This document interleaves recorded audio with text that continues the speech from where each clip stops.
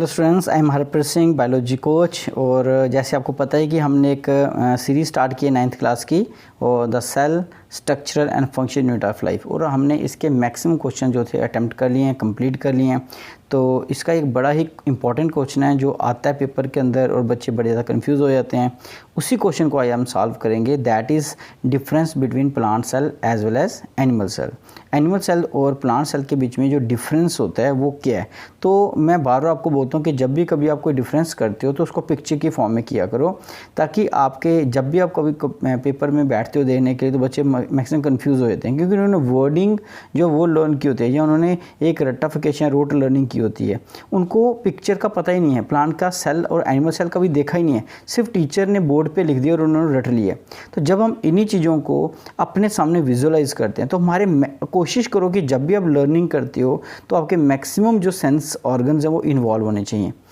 तो वो जो लर्निंग होगी वो लॉन्ग टर्म तक आपके दिमाग के अंदर रहेगी, जिसमें ज़्यादा सेंस ऑर्गन्स इन्वॉल्व होंगे। तो इसलिए मैंने यहाँ पे क्या कर दिया, एक चार्ट लगाया हुआ है, लेकिन मैंने यहाँ पे कोई भी एरो वगैरह या कोई भी नाम नहीं लिखे हुए, क्योंकि अगर मैं ऐसा करता हूँ तो शायद आप उसको देख के आपका इंटरेस्ट कंप्लीट ख़त्म हो जाएगा।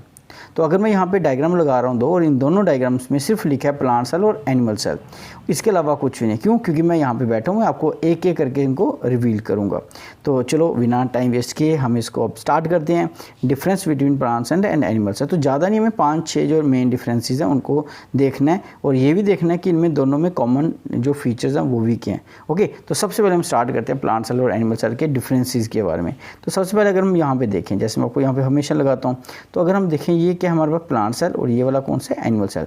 सो दिस इज़ द क्या गया, ये एनिमल सेल, और ये क्या गया हमारे पास, दैट इज़ प्लांट सेल। अब प्लांट सेल और एनिमल सेल में सबसे पहला डिफरेंस होता है बाहर से अंदर की तरफ चलें तो जो प्लांट सेल होता है उसमें आप देखो यहाँ पे, तो हमें क्या दिख रहा है, दैट इज़ यहाँ पे हमें दिख रही है, उस दिन मैं लिखा था that is CW class work, ना कि class work, that is cell wall. तो ये जो दिख रहा है आपको, दिस इज सेल वॉल। तो मीन्स प्लांट सेल के बाहर एक एक्स्ट्रा कोटिंग होती है जो एनिमल में नहीं होती, वो होती है सेल वॉल। और अगर आप यहाँ पे देखो इस केस में, तो यहाँ पे कोई भी आपको नहीं दिख रही, यहाँ पे कोई वॉल दिख रही है, नहीं दिख रही, जो यहाँ पे ऐसी होनी चाहिए थी वो नहीं है। इट मीन्स एनिमल के पास कोई भी सेल वॉल नहीं है। तो पहला डिफरेंस तो यहीं पे आ गया। अब यहीं से क्वेश्चन निकालते हैं हम, इसी से आगे थोड़ा सा रीजनिंग करते हैं कि अगर सपोज करो किसी के पास सेल वॉल नहीं है, तो आप खुद बताओ, क्या एक घर ऐसा है जिसमें क्या कि 2 वॉल हैं, 2 दीवारें हैं, और एक घर ऐसा है जिसमें एक दीवार है, तो ज़्यादा रिजिड कौन सा होगा, मतलब ज़्यादा स्ट्रेंथ किसकी होगी, नेचुरल सी बात है जिसमें सेल वॉल होगी। तो एडिशनल कवरिंग होने के कारण जो प्लांट का सेल होता है वो ज़्यादा रिजिड होता है as comparison to animal cell. तो 2 डिफरेंस तो निकल गए सामने। तीसरा, इसी से एक और डिफरेंस निकालते हैं। मान लो कि अगर इसके पास सेल वॉल है, और ये जो सेल वॉल होती है, ये जो दिख रही है आपको, ये ज़्यादा हार्ड होती है, आउटिंग कवरिंग है, इतने जल्दी ये मतलब आप बोलोगे फ्लेक्सिबल नहीं है, एक्सटेंसिबिलिटी इसकी नहीं है। तो नेचुरल बात है, ये क्या करेगी, ये क्या करेगी, उसको एक पर्टिकुलर शेप देती है। मतलब कभी भी प्लांट सेल है वो ज़्यादा अपनी जो शेप है वो चेंज नहीं करता है। क्यों? क्योंकि इसी सेल वॉल के कारण। और आगे समझ, तो आप इसी तरह से मान सकते हो कि एक वैलून है, उस वैलून के बाहर एक मेम्ब्रेन है, तो मेम्ब्रेन वैलून के अंदर हवा कम होगी तो मेम्ब्रेन कम, तो उसकी शेप चेंज होगी। लेकिन उसी वैलून के बाहर हम एक कोटिंग कर दें, मतलब एक मान लो कि वुडन की कोटिंग कर दें, अब वैलून अंदर जैसा मर्जी बाहर से तो वैसा ही रहेगा ना। उसी तरह से ये जो सेल होता है प्लांट सेल, इसके अंदर क्या है, जो शेप होती है वो इसकी प्रॉपर शेप होगी कोई, और वो इसकी जो शेप होती है वेरिएबल बड़ी कम करती हैं। लेकिन अगर एनिमल की बात करें तो यहाँ पे क्या, सेल वॉल नहीं होने के कारण ये जो एनिमल सेल्स होते हैं ये शेप चेंज करते रहते हैं, इनकी शेप चेंज हो सकती है, क्योंकि जो बाहर लेयर होती है इनकी मेम्ब्रेन जो होती है वो फ्लेक्सिबल टाइप की है। तो कितने पॉइंट्स निकल गए, सिर्फ एक पॉइंट से, दैट इज बाहर की जो कोटिंग से। अब हम चलते हैं सेल के अंदर। अब बाहर तो बड़ा कुछ हो गया, इट मींस प्लांट के पास क्या है, सेल वॉल, और एनिमल के पास क्या है, सेल वॉल एब्सेंट है। अब अंदर की बात करें तो अंदर क्या आ गया, अंदर आ गया सेल मेम्ब्रेन। तो ये जो दिख रही है वो है सेल मेम्ब्रेन। तो ये जो अंदर वाली लेयर है जो साइटोप्लाज्म को टच करती है, this is called cell membrane. तो इसको बोलते हो आप cell membrane. Okay, so this is called cell membrane. So this is cell membrane. लेकिन अगर यहाँ पे देखें, कहाँ पे, एनिमल्स में, तो एनिमल्स में भी क्या दिख रहा है, बाहर एक कोटिंग है, एक लेयर है, and that layer is called, जो दिख रही है मैं थोड़ा अंदर कर दिया, so this layer is called cell membrane. तो यहाँ पे जितनी भी बाहर दिख रही है सारी की सारी क्या है, ये सारी की सारी सेल मेम्ब्रेन है। Okay, so this is a cell membrane. तो यहाँ पे लिख सकते हैं हम, यहाँ पे ये क्या है इसका, दैट इज सेल मेम्ब्रेन। अब अगर हम अंदर की तरफ चलें inside the cell, so there is a nucleus. So यहाँ पे भी न्यूक्लियस है, अगर हम यहाँ पे देखें यहाँ पे भी क्या है, न्यूक्लियस है। सो दोनों न्यूक्लियस में डिफरेंस क्या है, अगर आप दोनों को ध्यान से देखो तो केवल कार्टून भी आते हैं ना, आपको 2 कार्टून आते हैं, उसमें से डिफरेंस निकालो, किसी की शेप छोटी होती है, बड़ी होती है, बड़े सारे डिफरेंस। अब यहाँ से भी डिफरेंस निकालना में, तो यहाँ पे जो न्यूक्लियस देख रहे हो आप, यहाँ पे क्या ए सेंट्रिक। तो ए सेंट्रिक का मीनिंग क्या होता है, ए सेंट्रिक का मीनिंग होता है जो सेंटर में ना हो। तो मान लो ये जो न्यूक्लियस है ये क्या है, ए सेंट्रिक। तो ए सेंट्रिक का मीनिंग क्या होता है, जो सेंटर में ना हो, सेंटर से साइड पे हो। फिर कारण आता है कि सर ऐसा क्यों, इसके साथ ऐसा भेदभाव क्यों हो रहा है, ये ए सेंट्रिक क्यों है। सो ए सेंट्रिक इसलिए क्योंकि इसका ये जो वैक्यूल है, ये जो इसका वैक्यूल है ये बहुत ही बड़ा है, जैसे मैंने पिछले वीडियो में एक बार बताया भी होगा।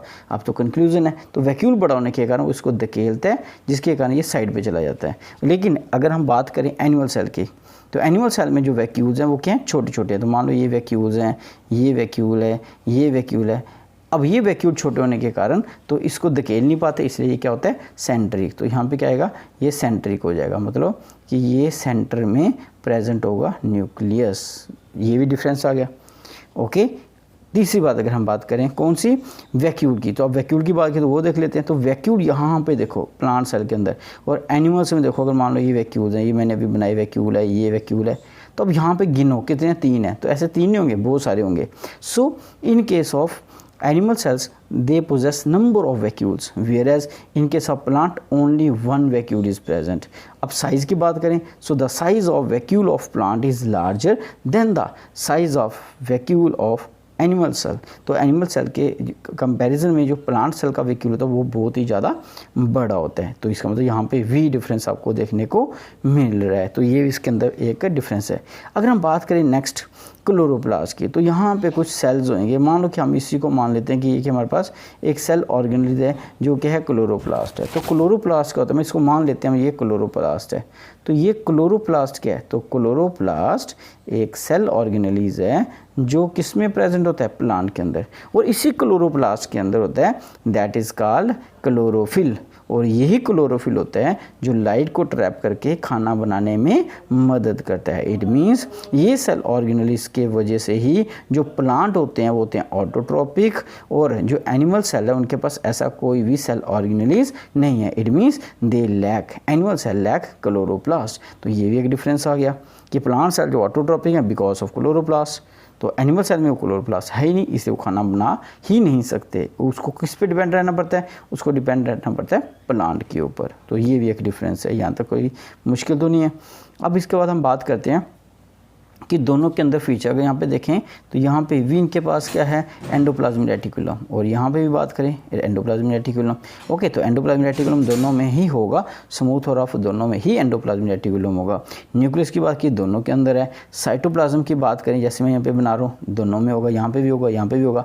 माइटोकॉन्ड्रिया जो है ये कॉमन फीचर है, इसमें भी है और इसमें भी एनिमल सेल के अंदर भी ये होगा, ये भी कॉमन फीचर होगा। तो मैक्सिमम फीचर जो है इनमें कॉमन ही है, लेकिन कुछ फीचर जो थे वो मैंने आपको बता दिए, इनमें डिफरेंस था। इसके अलावा अगर हम बात करें कि जो एनिमल सेल्स होते हैं ये फ्लैजिलेटेड होते हैं, मतलब इन एनिमल सेल्स जो होते हैं इनमें फ्लैजिला होता है। फ्लैजिला का मीनिंग होता है एक टेल लाइक स्ट्रक्चर जो मूवमेंट में मदद करेगी, मतलब सेल को एक जगह से दूसरी जगह ना उसके लिए मूवमेंट करती है। तो बहुत सारे सेल्स हैं जो फ्लैजिलेटेड होते हैं, एनिमल सेल्स जो होते हैं वो फ्लैजिलेटेड होते हैं, लेकिन जो प्लांट सेल्स होते हैं वो फ्लैजिलेटेड नहीं होते हैं, सिर्फ और सिर्फ गैमेट्स को छोड़ के। अब गैमेट्स क्या हैं, गैमेट्स जो होते हैं उसमें भी स्पर्म के केस में ज़्यादातर देखते हैं कि जैसे अगर स्पर्म, तो इसके पास क्या होगा, नीचे फ्लैजिल होगा। तो इनके जो गैमेट्स होते हैं, एग एंड स्पर्म का नाम सुने है, जिससे हमारी आगे जनरेशन चलती है, सेक्सुअल रिप्रोडक्शन में मदद करते हैं। सो उनके पास फ्लैजिल होगा। तो प्लांट के केस में सिर्फ जो स्पर्म या एग्स हैं कुछ उनके पास या गैमेट्स के पास होते हैं वो फ्लैजिला हो सकते हैं, उसके अलावा कहीं पे फ्लैजिला नहीं होगा। यहाँ तक आया समझ। लेकिन एनिमल सेल्स में होता है जो फ्लैजिलेटेड है ये फ्लैजिला होता है, ठीक है। ये भी इसके अंदर एक हमारे पास डिफरेंस है। तो आई होप कि ये एक छोटा सा कंसेप्ट है लेकिन बड़ा इंपॉर्टेंट कंसेप्ट है। और मैं बार बार बोलता हूँ, देखो इसमें आपने सब कुछ देखा, आपको ऐसे लग रहा था कि हम सेल के अंदर जा रहे हैं।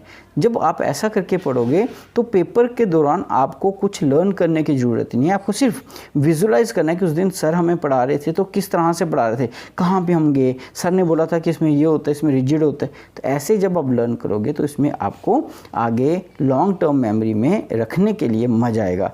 तो ये एक छोटा सा कंसेप्ट था, दैट इज़ प्लांट सेल और एनिमल सेल, उनके बीच में डिफरेंसेस क्या हैं, उनमें सिमिलरिटीज़ क्या है, वैक्यूम बड़े होने से क्या होगा, छोटे छोटे कैरेक्टर इसमें छोटे छोटे फीचर थे। ओके, तो होप करूँगा आपको ये जो वीडियो थी मेरी आज की ये समझ आई है।